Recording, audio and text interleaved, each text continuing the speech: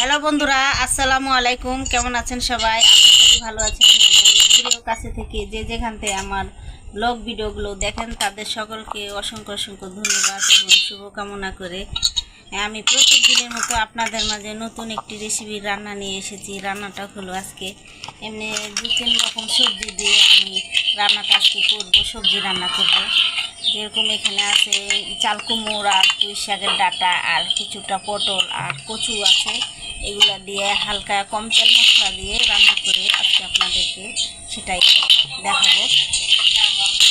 রান্নাটা হলো প্রথমে যে এগুলা কেটে ধুয়ে পরিষ্কার করে নিয়েছি, পরে কড়াইয়ের মধ্যে আমি দিয়ে দেবো। প্রথমে দিয়ে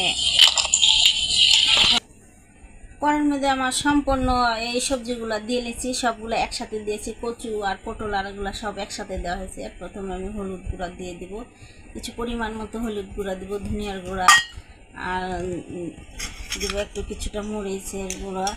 এখন আদা রসুন বাটা একটু হালকা করে দিব। মশলাটা আমি কমিয়ে দেবো, যেহেতু সবজি রান্না করবো। পরিমাণ মতো একটু লবণ দেব। তারপরে এখন এই সবটা সবজি আমি একসাথে ভালোভাবে মিশিয়ে একটু মাখিয়ে নেব। মাখানো হয়ে গেলে তারপর আমি পানি দিয়ে দেবো।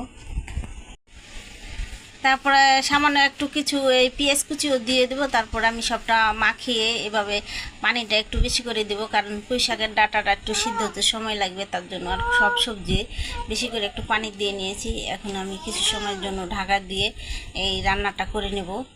রান্না করা আমার হয়ে গেছে, একবার আমি দেখে নিলাম যে হয়েছে কি হয়নি। পরে একটা কিছু পাত্রের মধ্যে এই রান্নাটা যে সবজিটা রান্না করেছি সেই সবজিটাকে আমি এই গামলার একটা বাটির মধ্যে বা কোনো কিছুতে ঢেলে নেওয়া হয়ে গেছে। এখন ওই কড়াইতে আমি এই রসুন কুচি, পেঁয়াজ কুচি আর কাঁচামরিচ আমি একসাথে দিয়ে একটু হালকা করে ভাজা করে নেব। লাল লাল করে ভাজা করা হয়ে গেছে।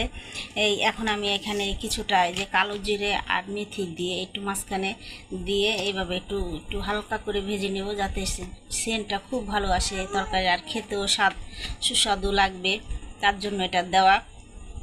আর কালো জিরা খাওয়াটা তো খুবই ভালো। এখন ওই মরিচ পেঁয়াজ ভাজা হয়ে গেছে, এর মধ্যে আমি এখন এই সিদ্ধ করা এই সবজিটা এখন এই তেলের মধ্যে দিয়ে দেব।